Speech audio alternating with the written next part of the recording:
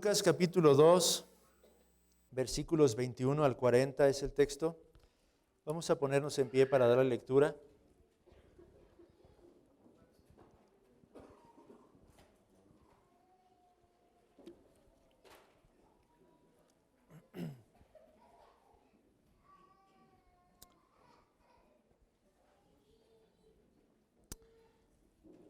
Dice la palabra de Dios.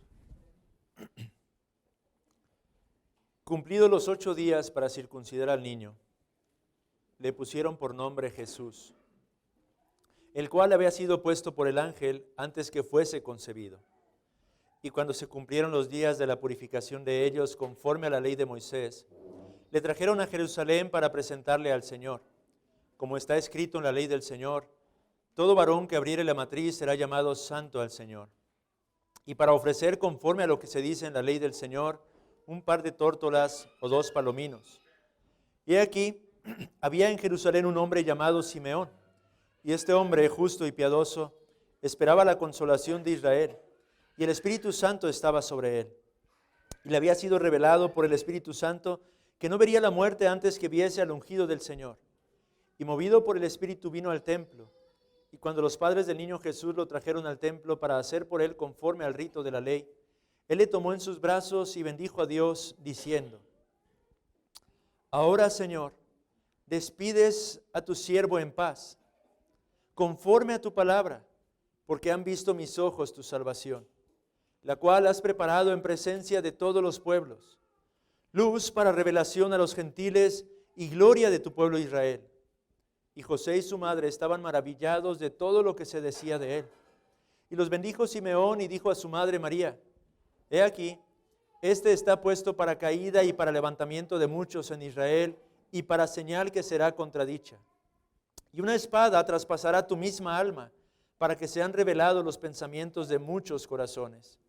Estaba también allí Ana, profetisa, hija de Fanuel, de la tribu de Aser, de edad muy avanzada, pues había vivido con su marido 7 años desde su virginidad, y era viuda hacía 84 años. Y no se apartaba del templo, sirviendo de noche y de día con ayunos y oraciones. Esta, presentándose en la misma hora, daba gracias a Dios y hablaba del niño a todos los que esperaban la redención en Jerusalén. Después de haber cumplido con todo lo prescrito en la ley del Señor, volvieron a Galilea, a su ciudad de Nazaret. Y el niño crecía y se fortalecía y se llenaba de sabiduría, y la gracia de Dios era sobre él.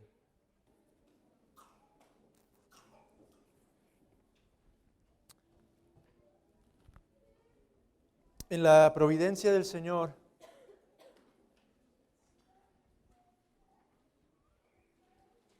mi hermano mayor tomó un gusto por la lectura, siendo yo muy joven todavía. Y eso me permitió tener acceso a diferentes obras literarias. A través de los libros que él compraba, yo leía y conocía mundos nuevos. Fue como conocí mi novela favorita, Los Miserables, del francés Victor Hugo. Pero un libro que recuerdo haber leído en alguna ocasión y que leí hace algunos meses una vez más, y meditaba con mis hijos respecto a uno de los poemas contenidos en este libro, fue de diversas obras del autor Edgar Allan Poe. Edgar Allan Poe escribió uno de los más famosos y bellos poemas que existen, El Cuervo. Ignoro si todos ustedes lo han leído o algunos de ustedes lo han leído, pero este poema llamó mi atención hace algunos años atrás cuando escuchaba cómo el doctor R.C. Sproul hablaba de este poema en una de sus enseñanzas.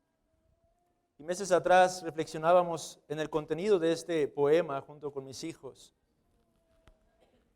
Este poema tenía el propósito de manifestar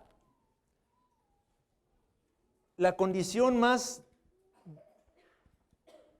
deprimente o triste en la que un ser humano pudiera llegar a encontrarse. Edgar Allan Poe trató de pensar y transmitir a través de este poema el más intenso y profundo sufrimiento que un ser humano podría experimentar de este lado de la eternidad. Por eso es que este poema tiene como contexto, tiene como contenido la narrativa de un hombre que se encuentra completamente aislado, en absoluta soledad, en su habitación, en su casa, reflexionando en sus propios pensamientos, afligido, angustiado, atribulado. La causa, la pérdida de un ser amado, un ser querido. En este caso, en el poema, se trata de su prometida. Aquel varón, antes de poder contraer, de consumar el matrimonio con su amada, tuvo que enfrentar la pérdida de su amada. La mujer del poema lleva por nombre Leonora. Y el poema se encuentra contextualizado en esa situación. Ahí tenemos a este hombre. Solo deje leer la primera estrofa. Una vez, dice, al filo de una lúgubre medianoche, mientras débil y cansado, en tristes reflexiones embebido, inclinado sobre un viejo y raro libro de olvidada ciencia, cabeceando o casi dormido, oyóse de súbito un leve golpe, como si suavemente tocaran a la puerta de mi cuarto. Es, dije musitando, un visitante, tocando quedo a la puerta de mi cuarto. Eso es todo y nada más. Se encuentra este hombre sumergido en sus pensamientos y escucha ese pequeño golpe en la puerta y sale ligeramente de su ensoñamiento y estas son sus meditaciones y es cuando comienza el poema. Continúa Poe narrando y en algún momento este hombre termina levantándose del sofá en el que se encuentra y abre la puerta, pero al abrirla no ve absolutamente a nadie. ¿Quién era aquel que había tocado? Vuelve a escuchar más adelante una vez más los golpes y vuelve a abrir y oh sorpresa, se encuentra con un cuervo. Esa ave oscura, negra, parda, quien cuando le abren la puerta entra a la habitación y se posa en el dintel de la puerta del cuarto. Este hombre meditaba en la pérdida de su amada y comienza a entablar una especie de diálogo y descubre que aquel ave pronuncia dos palabras: nunca más. Es todo lo que el ave decía. Y cada que él expresaba algo que surgía de su corazón, el ave respondía: nunca más. Y es entonces que el hombre comienza a reflexionar y a dialogar y a preguntar. Bueno, quiero saber una cosa. Quizá tú has sido enviado, eres un mensajero de Dios. Respóndeme, te lo suplico, en un sentido, parafraseando todo lo que está en el poema, respóndeme si acaso, al partir de este mundo, tengo la esperanza de volver a ver a mi amada Leonora. Y la respuesta del cuervo fue: nunca más. Este poema, amados hermanos, habla de la desesperanza. La única respuesta que recibía una y otra vez este hombre era: nunca más. Por eso, una estrofa más que quiero leer con ustedes. Cuando él comienza a entrar en desesperación, él grita diciendo: profeta, exclamé, cosa diabólica. Profeta, sí, seas pájaro o demonio enviado por el tentador o arrojado por la tempestad a este refugio desolado e impávido, a esta desértica tierra encantada, a este hogar hechizado por el horror. Profeta, dime, en verdad te lo imploro. Ay, dime, ¿hay bálsamo en Galaad? Dime, dime, te imploro. Y el cuervo dijo: nunca más. ¿Por qué reflexionaba en este poema a través de este texto el día de hoy, hermanos? Es interesante que Edgar Allan Poe pone en esa estrofa esa pregunta que hace el hombre sumergido en su tristeza y se la hace al cuervo. Dime, ¿hay bálsamo en Galaad? Nunca más, dice el cuervo. Esa frase, hay bálsamo en Galaad, es una frase tomada de las Sagradas Escrituras.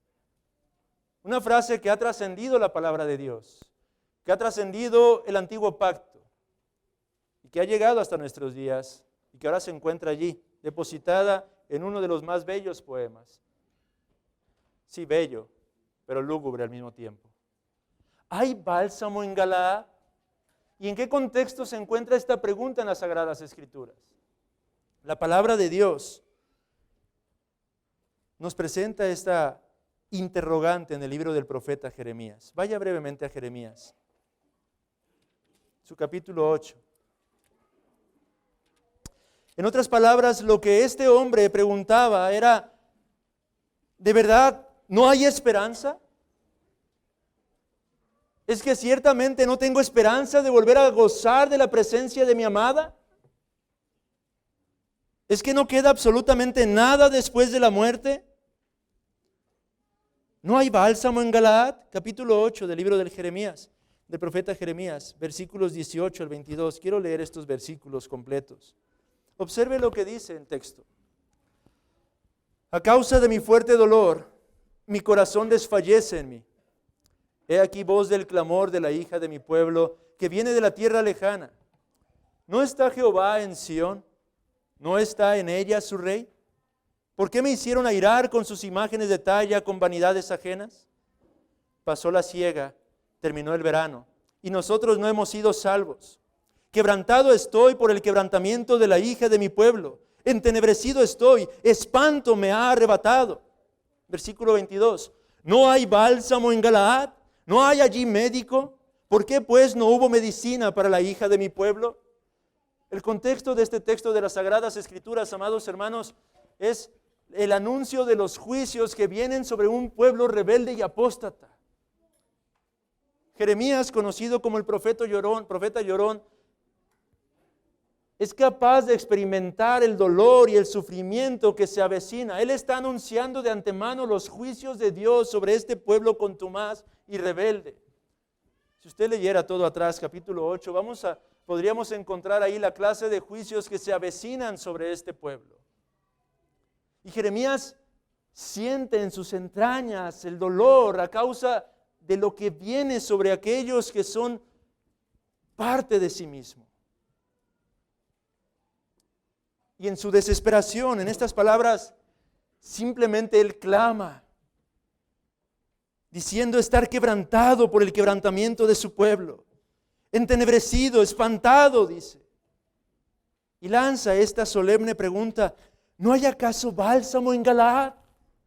¿No hay esperanza para mi pueblo? Ciertamente viene todo este juicio y toda esta condenación, pero ¿qué, Señor? No hay esperanza, no hay medicina para estos que se encuentran enfermos a punto de perecer. Se dice que en Galaad se producía una resina que se empleaba para fabricar un bálsamo que era sumamente medicinal. Por eso la pregunta: ¿no hay bálsamo en Galaad? ¿No hay absolutamente nada con lo cual podamos curar? ¿No tenemos acaso esperanza?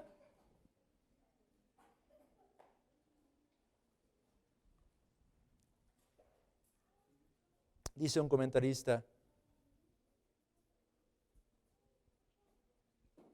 no solo Jeremías veía el dolor, pero tampoco era capaz de ver la ayuda o la esperanza para su pueblo. Y con esta pregunta en nuestras mentes y corazones, hermanos, quiero que reflexionemos el día de hoy en el texto que Lucas nos presenta. Porque hoy yo quiero asegurarle con la autoridad que confieren las Sagradas Escrituras que sí la hay. Sí hay esperanza. Hay una genuina y verdadera esperanza. De hecho, Jeremías recibiría, o él mismo daría la respuesta tiempo más adelante. Vaya ahora al capítulo 30 del mismo libro del profeta Jeremías. 33, perdón.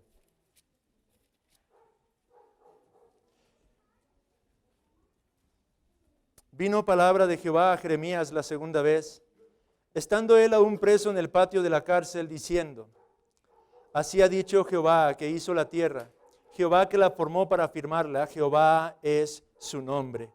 Clama a mí y yo te responderé, y te enseñaré cosas grandes y ocultas que tú no conoces. Observe las palabras que vienen por medio del profeta Jeremías en este punto. Las circunstancias en medio del pueblo de Judá cada vez eran más desoladoras. Parecía que no habría esperanza, pero aquí viene la palabra de Dios para ofrecer la verdadera esperanza. Viene la palabra a través del profeta Jeremías. Y ante todo el Señor recalca: he aquí yo soy quien formó la tierra, quien hizo todas las cosas. Jehová es su nombre. Soy el Todopoderoso que es capaz de hacer todo lo que se ha propuesto, Jeremías.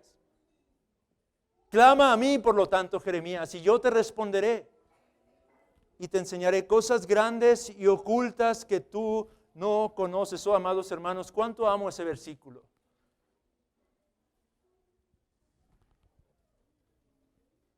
Podría decir que ese es el primer versículo que conocí al llegar al Evangelio. Qué cosas grandes y ocultas que no conocemos. Cosas, en el hebreo sería más correctamente traducido, cosas inaccesibles, que están más allá del alcance normal del conocimiento humano. Dios está anunciando a Jeremías diciendo: clame a mí, pueblo mío. Clama, pueblo mío, y yo te mostraré cosas que están más allá de tu propio conocimiento humano. Versículo 6. He aquí que yo les traeré sanidad y medicina, y los curaré, y les revelaré abundancia de paz y de verdad. Jeremías, sí habrá medicina, sí habrá un bálsamo, sí habrá esperanza. ¿Y cuál es esa esperanza, amados hermanos? Todo esto está en el contexto de la llegada del nuevo pacto. Todo esto está en el contexto de la traída del Mesías, la llegada del Mesías, la encarnación del eterno Logos, el Hijo de Dios, quien vendría para obrar en medio de nosotros, haciendo volver nuestros corazones a Dios, para que le sirvamos con todo nuestro ser. Hay una esperanza, amados hermanos. Y Lucas quiere que entendamos eso el día de hoy por medio de lo que él narra en este pasaje. Él nos presenta esta esperanza. Vea el versículo 26 de Lucas capítulo 2.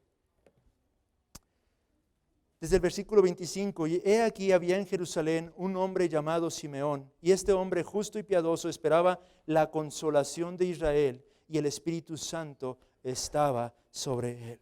Lucas comienza a describirnos a un personaje más aquí. Uno que estaba esperando la consolación del pueblo de Israel. Uno que tenía una certeza, uno que había conservado esa esperanza, uno que no había perdido la esperanza, uno que sabía que habría bálsamo en Galaad, uno que tenía la seguridad de que tarde o temprano la medicina, la curación, la sanidad llegaría en medio de ellos. Ese es Simeón, hermanos. Simeón, juntamente con Ana, en el texto que hoy tenemos delante de nosotros, nos representan dos testimonios de la realidad de esta esperanza. Dos testimonios distintos pero relacionados entre sí, acerca de la realidad de esta única y genuina esperanza. Versículo 26. Y le había sido revelado por el Espíritu Santo que no vería la muerte antes que viese al ungido del Señor. Y movido por el Espíritu vino al templo, y cuando los padres del niño Jesús lo trajeron al templo para hacer por él conforme al rito de la ley, él le tomó en sus brazos y bendijo a Dios diciendo: ahora, Señor, despides a tu siervo en paz, conforme a tu palabra, porque han visto mis ojos tu salvación, la cual has preparado en presencia de todos los pueblos, luz para revelación a los gentiles y gloria de tu pueblo Israel. Simeón, el día de hoy, nos presenta el primer testimonio de esta, la verdadera esperanza, hermanos. Nunc dimittis es el título que le hemos puesto al sermón por causa de la palabra latinas que se emplean cuando él comienza a decir: ahora despides a tu siervo en paz. ¿De qué está hablando Simeón, hermanos? ¿Qué es lo que nos revela Lucas a través de estas palabras de Simeón? Lucas nos está enseñando que este Simeón era uno que albergaba la verdadera esperanza de la sanidad que Dios enviaría tarde o temprano. Esas cosas grandes y ocultas que no conocían estaban a punto de suceder. Y Simeón tenía esta certeza. Él sabía que la muerte no le era absolutamente todo. Cuando él pudo contemplar a Jesucristo, a ese bebé que estaba en brazos de su madre y pudo cargarlo él mismo, él pudo decir con toda seguridad: ahora, Señor, despides a tu siervo en paz. Ahora puedo despedirme, ahora puedo partir de este mundo, porque sé que hay una esperanza. Amados hermanos, esta es la esperanza que todo cristiano alberga en su corazón. Esta es la forma en la que los cristianos manifiestan que tienen una verdadera esperanza. Miles y miles de cristianos antes que nosotros han testificado acerca de una genuina esperanza al mirar cara a cara la muerte, con la plena certidumbre, con la absoluta certeza de que hay vida y vida eterna. Simeón tenía esa seguridad. Grandes hombres a lo largo de la historia de la iglesia han albergado la misma clase de seguridad. Aún antes del establecimiento pleno del nuevo pacto. Piensa en Job, quien en el capítulo 19 de su libro, versículos 25 al 27, dijo: yo sé que mi Redentor vive y al fin se levantará sobre el polvo, y después de deshecha esta mi piel, en mi carne he de ver a Dios, al cual veré por mí mismo, y mis ojos lo verán y no otro, aunque mi corazón desfallece dentro de mí. Job dio testimonio de esta esperanza. Él sabía que aun cuando él pereciera, podría contemplar a su Dios. La pregunta es: ¿tiene usted esta esperanza hoy en su corazón? ¿Qué me dice de David, el rey? Salmo 73, versículo 28. Pero en cuanto a mí, el acercarme a Dios es el bien. He puesto en Jehová el Señor mi esperanza para contar todas tus obras.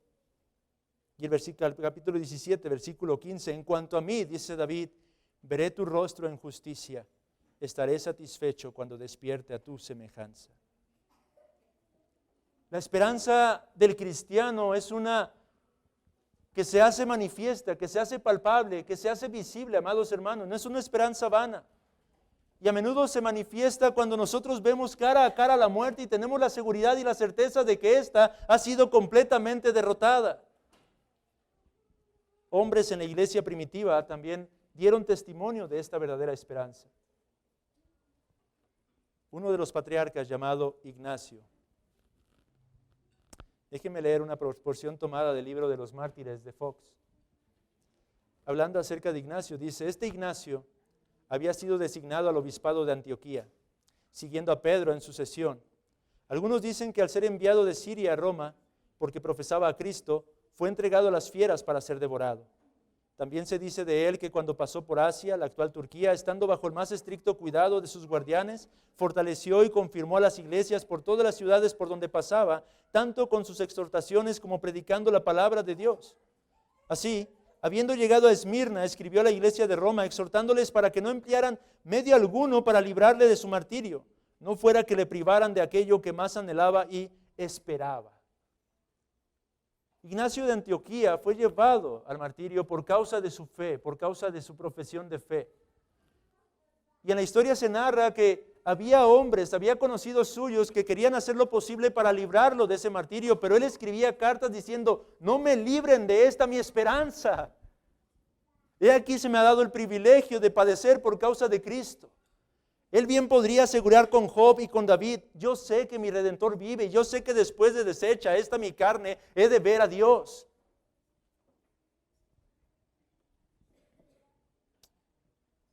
Cito las palabras que se encuentran registradas acerca de él. En una de sus cartas él decía: ahora comienzo a ser un discípulo. Nada me importa de las cosas visibles o invisibles para poder solo ganar a Cristo. Que el fuego y la cruz, que manadas de bestias salvajes, que la rotura de los huesos y el desgarramiento de todo el cuerpo y que toda la malicia del diablo vengan sobre mí. Sea así si solo puedo ganar a Cristo Jesús. ¿Son las palabras, amados hermanos, de un loco? No, son las palabras de un hombre que tenía una verdadera esperanza y la seguridad, la realidad de todas las cosas que se encuentran aquí escritas. En otra ocasión se nos dice que incluso cuando fue sentenciado a ser echado a las fieras, tal era el ardiente deseo que tenía de padecer, que decía cada vez que oía rugir a los leones: soy el trigo de Cristo, voy a ser molido con los dientes de fieras salvajes para que pueda ser hallado pan puro. Amados hermanos, el testimonio de estos hombres solamente nos puede decir dos cosas: o eran hombres locos que no tenían ni idea de lo que tenían que enfrentar, o eran hombres que, como Simeón, habían abrazado una verdadera esperanza. ¿Cuál es su esperanza? ¿En dónde está tu esperanza? Iglesia, ¿es tu esperanza como la de Simeón? ¿Es tu esperanza la misma de Job, David e Ignacio de Antioquía? ¿Cuál es nuestra esperanza? Pero Lucas no solamente nos presenta a Simeón como testimonio de esta esperanza. Él menciona a otra persona, otro personaje. ¿Saben? A menudo hacemos preguntas entre nosotros, quizá como cristianos, sobre cuando estemos allá en la gloria, ¿con quién te gustaría charlar? ¿A quién te gustaría conocer? Además del ladrón de la cruz, dos personajes con los que yo quisiera hablar son Simeón y Ana. Dos personajes a los que me gustaría escuchar son estos dos. Dos personajes que aparecen repentinamente en las Escrituras y así como aparecen, desaparecen de la escena, pero que nos dejan tanta enseñanza para nuestras vidas cristianas, hermanos. Ana, una mujer, se nos dice, muy avanzada de edad, quizá más de 100 años, viuda desde más de 80 años, un ejemplo del testimonio de esta verdadera esperanza. No en el sentido de que ella estaba dispuesta a morir ya y entregar su vida por Cristo, como Simeón estaba guardando el día en que podría contemplar, en base a lo prometido por el Señor a través de su Espíritu Santo, al Mesías prometido para partir en paz, sino que esta Ana daba testimonio de una manera completamente diferente. Ella mostraba que tenía una verdadera esperanza en medio de tiempos de apostasía, hermanos. Recordemos que en los días de nuestro Señor Jesucristo, el pueblo de Israel se encontraba en apostasía. A los suyos vino y los suyos no le recibieron. Aunque ciertamente todas las profecías les hablaban acerca de la llegada del Mesías, la realidad es que la gran mayoría del pueblo no estaba esperando al Mesías tal cual. Pero había un remanente fiel. Un remanente que estaba aguardando, que albergaba en su corazón esta genuina y verdadera esperanza. Y Ana es una de esas personas. Una creyente sumamente piadosa, profetisa, anciana, viuda, la describe Lucas. Pero ¿qué es lo que hacía ella para testificar acerca de la esperanza que albergaba en su corazón? Observe, vayamos al versículo 36. Estaba también allí Ana, profetisa, hija de Fanuel, de la tribu de Aser, de edad muy avanzada, pues había vivido con su marido 7 años desde su virginidad, y era viuda hacía 84 años, y no se apartaba del templo, sirviendo de noche y de día, con ayunos y oraciones. ¿Cómo está usted testificando de su esperanza, amado hermano? Seamos hoy confrontados por la vida piadosa de esta mujer que albergaba esta esperanza y que testificaba de esta esperanza no apartándose del templo, dice. Es decir, Ana era una mujer piadosa que vivía en constante comunión con el pueblo de Dios. La pregunta, usted que dice albergar esta esperanza, ¿busca continuamente esta comunión con el pueblo del Señor? permanece y habita constantemente en donde los santos, se encuentra cercano a su iglesia local, se encuentra, y no hablo solamente físicamente, amado hermano, porque lo cierto es que podemos estar físicamente aquí, pero no verdaderamente, no de todo corazón. ¿Cuántas veces vemos, amados hermanos, que aunque están entre nosotros, al mismo tiempo no están entre nosotros? Lejanos completamente, ajenos a la vida de la iglesia, ajenos a las luchas de la iglesia, ajenos a las victorias de la iglesia, ajenos al gozo y a las tristezas de la iglesia. Ana era una que testificaba de su esperanza por medio de estar constantemente en el Señor. Y no solamente estaba en el templo, pero el texto nos dice que servía en el templo. ¿Cómo está usted testificando de su esperanza? ¿Sirve a su iglesia? ¿Sirve en su iglesia? Y no estoy hablando de un mero activismo, amados hermanos, estoy hablando del resultado de una fe viva. Porque podríamos hacer una gran cantidad de cosas y ocuparnos en una gran cantidad de circunstancias. Pero nuestro corazón, estamos sirviendo de corazón, con todo lo que somos, testificando así de nuestra verdadera esperanza. Y no solamente servía, sino día y noche. Es decir, era una mujer constante, no era una de esas cristianas que periódicamente se involucran y sirven un poco, pero luego se vuelven a apartar. No, dice el texto, día y noche, constantemente, diligentemente, se encontraba allí en comunión con su iglesia, en comunión con la iglesia local, digámoslo así, sirviendo y haciéndolo de manera constante, continua, dando testimonio de su fe, dando testimonio de su verdadera esperanza. Y observe cómo lo hacía también, con ayunos y oraciones. Una vida consagrada, hermanos. Una vida de verdadera consagración.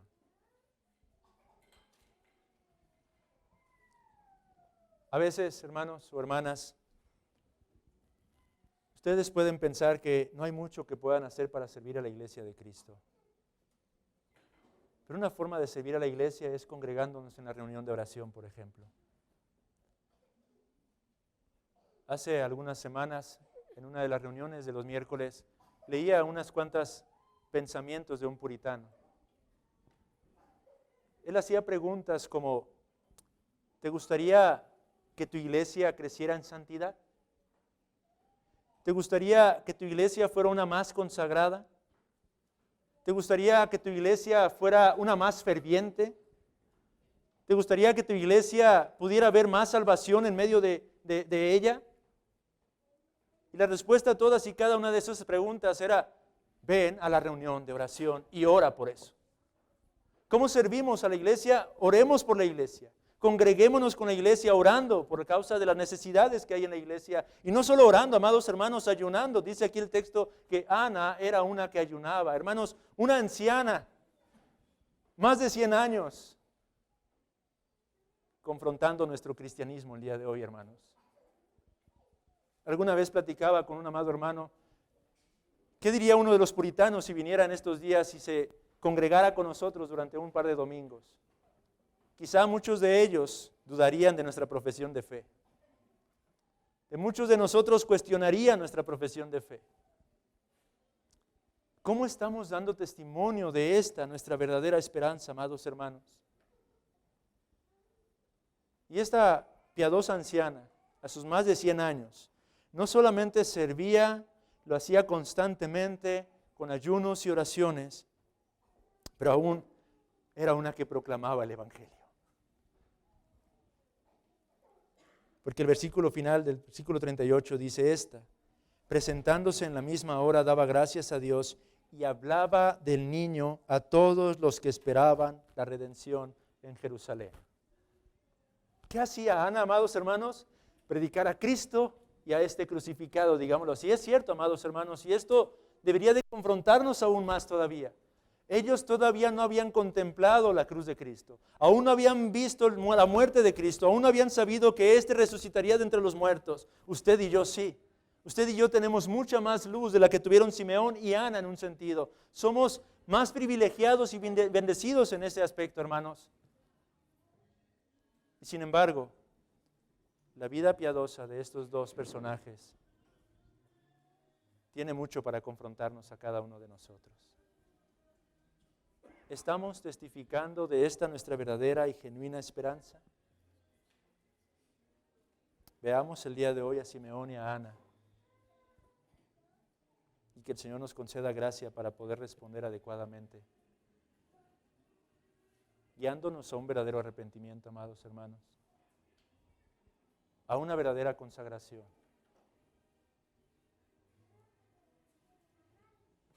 Hay un mundo allá afuera que no tiene esperanza.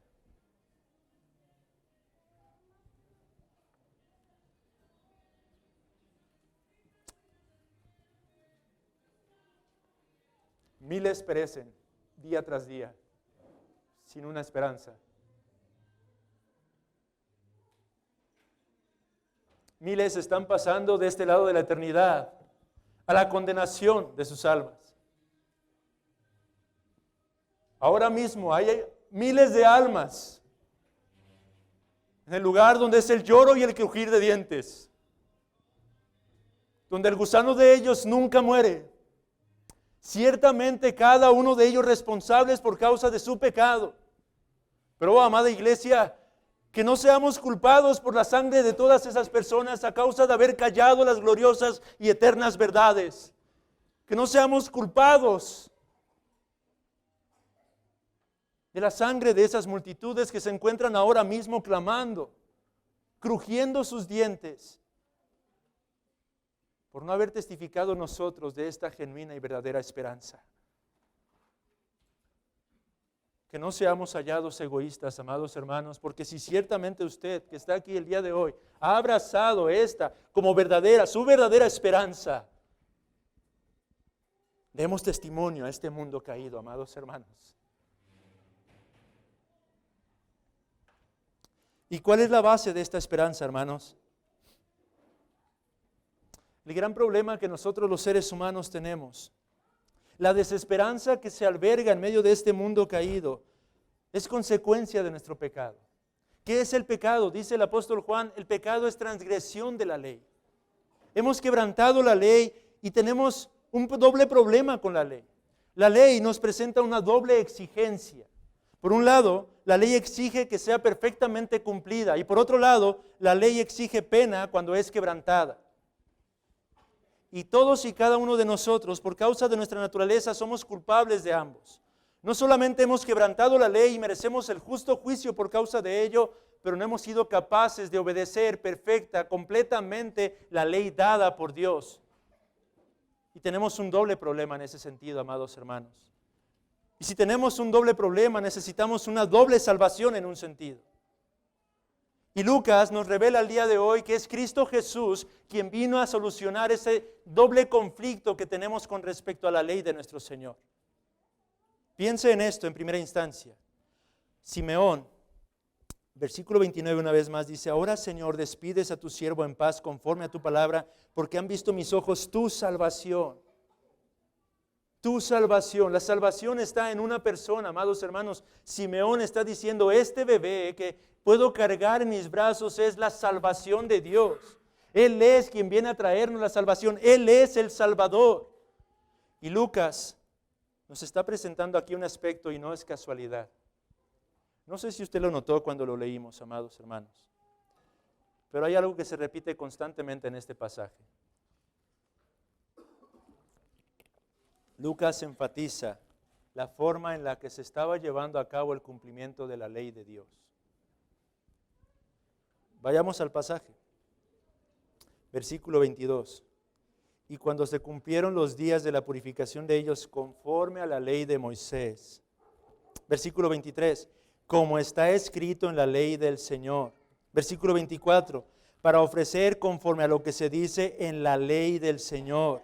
Versículo 27. Y movido por el Espíritu, vino al templo, y cuando los padres del niño Jesús lo trajeron al templo para hacer por él conforme al rito de la ley. Y versículo 39, después de haber cumplido con todo lo prescrito en la ley del Señor, No es casualidad que Lucas está enfatizando una y otra vez que todo lo que se estaba llevando a cabo era conforme a la ley del Señor. ¿Por qué, amados hermanos? Porque Cristo vino como el siervo sufriente. De hecho, las palabras de Simeón son tomadas de uno de los textos de Isaías cuando habla acerca del siervo sufriente, del Mesías que vendría como un siervo. Y la palabra siervo en sí misma implica obediencia. Jesucristo vino para traer salvación por medio de su perfecta obediencia a la santa ley dada por Dios. Él tenía que vivir una vida santa, sin mancha, sin pecado, para que verdaderamente pudiéramos llegar a tener una genuina esperanza. Y esto es lo que Lucas está enfatizando. Todo lo que se estaba haciendo era en conformidad a la ley de Dios. En el mensaje anterior hablábamos acerca de la humillación de Cristo. Esto es parte de su humillación, hermanos.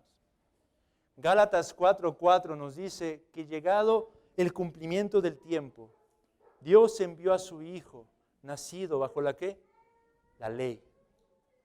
Jesús vino a traernos salvación, y esa salvación no solamente consiste en pagar por nuestros pecados, sino que esa salvación también implicaba que Él viviera en perfecta obediencia a la ley dada por Dios.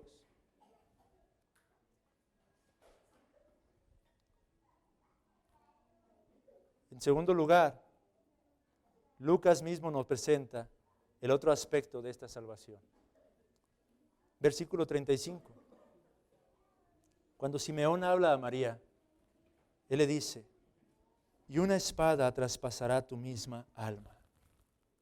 ¿Qué significan estas palabras, hermanos? Simeón estaba anunciando de antemano el sufrimiento que esta mujer tendría que experimentar. ¿Por qué causa? Por los sufrimientos que a su vez Jesús tendría que padecer. Esta esperanza que nosotros albergamos entonces en estos momentos, amados hermanos, es en virtud de la forma en la que Jesucristo vino a someterse en humillación, obedeciendo completamente la ley del Señor y entregándose a sí mismo en aquella cruz, en aquel Calvario, para satisfacer la ira de Dios y cumplir así la pena por causa de nuestros pecados. Es una perfecta salvación, es una perfecta esperanza la que se nos ha sido dada, amados hermanos. En teología es lo que se conoce como la obediencia activa y la obediencia pasiva. No que haya dos tipos de obediencia. Una sola obediencia es la que vino Cristo a someterse. Pero se distinguen estos dos aspectos en virtud de poder entender las dos necesidades que nosotros como pecadores teníamos delante del Señor. Usted y yo no solamente necesitamos a un Salvador, es decir, no solamente necesitamos a alguien que pague por nuestras deudas en la cruz, pero necesitamos a alguien que tenga los méritos suficientes para entregarlos a nuestra cuenta, a fin de que no solamente seamos perdonados de nuestros pecados, pero seamos aceptos delante de la presencia del Señor. Esto es lo que vino a hacer Jesucristo, amados hermanos. Por eso es que tenemos esta verdadera esperanza, porque Jesús en el Calvario pagó en mi lugar, al mismo tiempo que por medio de la fe me concede su perfecta justicia, su perfecta obediencia, a fin de que no solamente ya no tenga deuda delante del Señor, pero tenga toda la cantidad de mérito que en Cristo Jesús me ha sido dado por gracia. Él nos concede, en otras palabras, no solo quitarnos estas vestiduras contaminadas e inmundas a causa del pecado, pero Él nos regala sus propios vestidos limpios, resplandecientes, que nos hacen aceptos ante la presencia de un Dios que es perfectamente santo. Y amigo, por eso es que nosotros podemos decir que tenemos una verdadera esperanza, no que descanse en nuestras propias fuerzas, no que por medio de nuestras obras o de nuestros méritos pretendamos ganarnos el favor del Señor, sino por el hecho y en virtud de que Jesucristo, por su pura gracia, con su perfecta obediencia, nos ha concedido todo cuanto necesitamos para el perdón de nuestros pecados y la vida eterna. Esta es la base entonces de nuestra verdadera esperanza. Dice un teólogo, Cristo, como vicario de su pueblo, quedó bajo la maldición y condena debido al pecado. Y también cumplió la ley de Dios en todas sus demandas positivas. En otras palabras, afrontó la culpa del pecado y cumplió a la perfección las demandas de la justicia, cumplió a la perfección las demandas penales y preceptivas de la ley. Fin de la cita. Eso es, amados hermanos, lo que en Cristo Jesús nos ha sido dado. Eso es lo que usted y yo ahora tenemos y de lo que podemos gozar y disfrutar. Y por esa causa es que Simeón podía partir en paz, por fe. Él sabía que había llegado el Redentor, aquel que vino a cumplir perfectamente la ley de Dios y que en la cruz se entregaría en lugar suyo, para que todo aquel que en Él cree no se pierda, sino que tenga vida y vida eterna. Y en último lugar, si esta es tu esperanza, si esta es mi esperanza, y Lucas está enfatizando esto en el pasaje, debo concluir diciendo que no hay ninguna otra esperanza. El texto nos enseña que hay una esperanza, pero aparte de esta esperanza no hay otra esperanza. ¿Dónde vemos eso? Versículo 34. Y los bendijo Simeón y dijo a su madre María: He aquí, este está puesto para caída y para levantamiento de muchos en Israel y para señal que será contradicha. ¿Qué significan estas palabras, amigo? Estas palabras pueden significar buenas noticias o malas noticias, dependiendo de tu respuesta a estas palabras. Cuando el texto dice para levantamiento de muchos en Israel, la palabra griega que está usando es la palabra para resurrección. Simeón tenía una esperanza, como yo tengo una esperanza el día de hoy, como muchos de nosotros tenemos una esperanza aquí. La realidad de que resucitaremos con Cristo Jesús para vida y vida eterna. El hecho de que Jesucristo haya venido a cumplir la ley y a darse a sí mismo en aquella cruz, nos ha dado acceso a esta gloriosa, perfecta y maravillosa esperanza. Pero al mismo tiempo que su obra representa la resurrección, el levantamiento de muchos de nosotros, también representa la caída de otros tantos. Y es que la proclamación del Evangelio, amigo, es peligrosa en un sentido. No solamente proclamamos la esperanza que en Cristo Jesús hay, pero al mismo tiempo proclamamos la condenación que se cierne sobre todos aquellos que rechazan esta esperanza, esta única esperanza. Por eso dice que ha sido puesto para caída o levantamiento. Y el apóstol Pablo lo diría con otras palabras en 2 Corintios 2, 15 al 16. Porque para Dios somos grato olor de Cristo en los que se salvan y en los que se pierden. A estos ciertamente olor de muerte para muerte y a aquellos olor de vida para vida. Oh, amados amigos, cuando nosotros predicamos a Cristo y a este crucificado, cuando proclamamos el Evangelio, esta predicación puede resultar en muerte para tu alma o en vida y vida eterna. Pablo dice que para algunos somos olor de muerte para muerte, pero para otros somos olor de vida para vida. Todo depende de cómo respondas tú a este mensaje, a la exhortación y al llamado que hace este mensaje. Y tristemente, es de decir que muchos entre nosotros constantemente han escuchado esta proclamación. Y hasta el día de hoy lo único que ha implicado para ellos es muerte y muerte y muerte. Por eso al principio decía, oremos hermanos, pues hoy hay carga en mi corazón. Quiera el Espíritu Santo obrar en alguno de los que se encuentran aquí congregados y que no han conocido a Cristo. Y que este mensaje sea no para muerte, sino para vida. Porque ciertamente, amigo, si tú rechazas a Cristo, este mensaje solamente representa tu caída. ¿Y qué clase de caída? No estamos hablando de una caída temporal, no estamos hablando de un ligero tropiezo en tu caminar por este mundo. Estamos hablando de la caída profunda, en ese abismo del cual nunca jamás podrás volver a salir. Si tú no abrazas esta esperanza, tú bien puedes identificarte el día de hoy con el personaje del poema del cuervo. Si tú no abrazas esta esperanza, bien, lo único que puedes esperar realmente es la condenación eterna, el sufrimiento, el dolor, la angustia, la aflicción. Oh, pero para todo aquel que abraza esta esperanza, el vivir es Cristo y el morir es nuestra ganancia. Amigo, no hay otra esperanza. Las riquezas de este mundo no te pueden dar esperanza. Tu fuerza no te puede dar esperanza. Tu salud no te puede dar esperanza. No hay otra esperanza excepto Cristo y este crucificado. Quiera el Señor obrar el día de hoy en tu corazón y en tu vida y conducirte a los pies del Salvador, a abrazar la bendita y única esperanza que muchos de nosotros hemos abrazado. Y quiera el Señor obrar en su iglesia por su palabra para que nosotros podamos dar testimonio de la realidad de esta esperanza. Que podamos imitar el ejemplo de Simeón y de Ana. Y que podamos seguir poniendo nuestra mirada y nuestros ojos en la certeza que nos ha sido dada.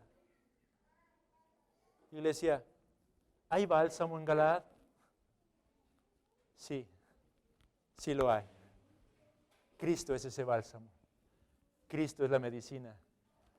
Cristo es quien ha traído sanidad. Un buen día ustedes y yo estábamos como el resto de las personas, sin rumbo, sin Dios, sin esperanza en este mundo. Pero el bálsamo nos ha sido dado. Nuestras heridas han sido sanadas y curadas.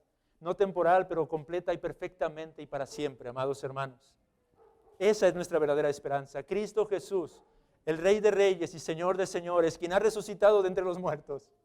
Él es nuestra bendita esperanza. Sigamos aferrándonos a ello, amados hermanos.